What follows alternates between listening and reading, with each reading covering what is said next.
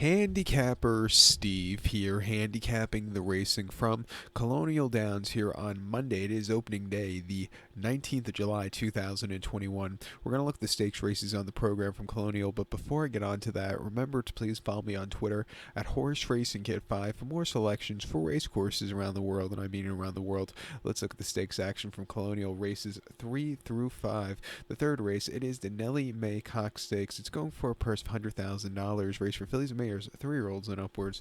We have a field of 11 horses heading to the inner turf course. The distance of ground here of 1,600 meters, if you want to go with that, or the distance of ground of 1 mile on the Colonial inner turf course. 1,600 meters, 1 mile here. And I showed the diagram, just gives me a second to look down my notes, just bear with me. Sorry, I'm stupid, I can't do two things at the same time. My top selection, we're going to go with the 4-horse Tasting the Stars. We'll go 4-1-10-8 in the superfecta. 4-1-10-8 super, top selection of 4-horse Tasting the Stars. This 5-year-old mare by Bodemeister. John Kimmel trains one, Fergal Lynch picks up the mount.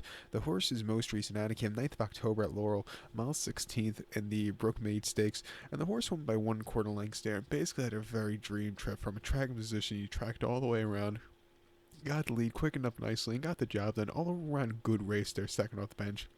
First off the bench, though, the horse didn't really show up. That came in the Twix Stakes at Laurel, mile 16th on the 5th of September.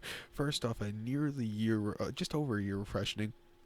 The horse finished 5th by 10 1/4 lengths there and just didn't break that well with that quick run to the first turn. You have to have good position, and he just didn't. He was a little bit wide and just never really had a run. It wasn't his day to win. And then a year prior, on the 31st of August at Colonial, mile on the 8th in the Virginia Oaks, the horse finished 6th by 5 lengths. He was facing very tough competition that day, and he just wasn't staying the trip. But before then, the Just Genda at Monmouth 1 mile in late July 2019, the horse won by 1 3/4 lengths and really put on a show.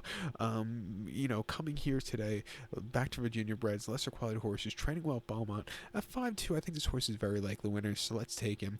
To recap my selections now for the third from Colonial, it's the Nellie Mae Cox Stakes. Let's take the 4-horse Tasting the Stars. We'll go 4-1-10-8 in the superfecta.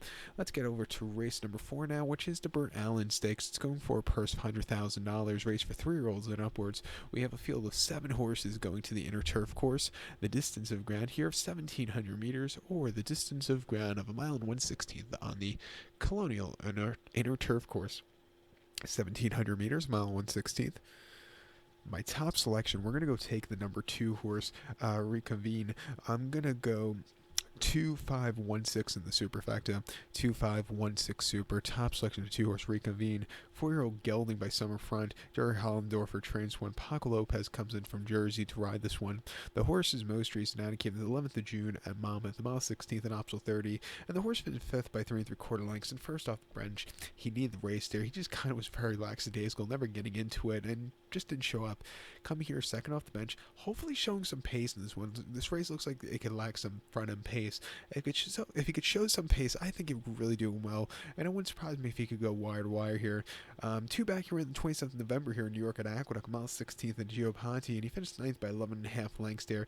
He was drawn a little bit too wide, and those late season turf courses here in New York are a little weirder at times, and I just don't think he got a handle of it there. And then before then, the Byron Station at Keeneland on mile 8th on the 6th of November, he finished 5th by 1/4 lengths. He was way out of it early, a stupidly wide trip, but was really closing up well late.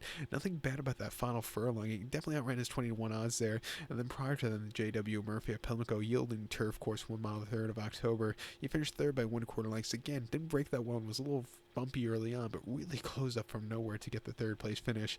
He could sit closer also if he wants to, like he did in his first start in April 2020 at Gulfstream, mile 16th and maiden claiming 65,000, where he finished 3rd by 2 3/4 lengths, sitting a little closer that day. He just couldn't get there late, but he still ran a terrific race. He finally broke his maiden in start 3 at Monmouth, going mile 16th, winning by 2.5 lengths, and then really ran these great races last summer there.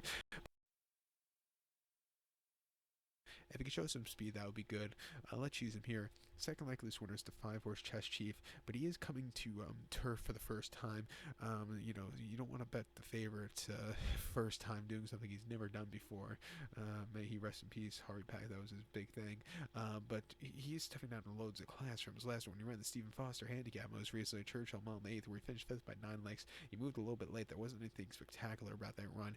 Definitely wasn't going to beat those horses. He ran an okay 3rd place finish though in the Al Sheba, and then he won the New Orleans Handicapper Classic at the fairgrounds very, very nicely, upsetting at 5-1. Wasn't the world's toughest New Orleans handicap, but he still got the job done. He's running these good races there. He's coming to turf. He's training well on it. We'll give him a shot, but 9-5 is his head scratcher on him.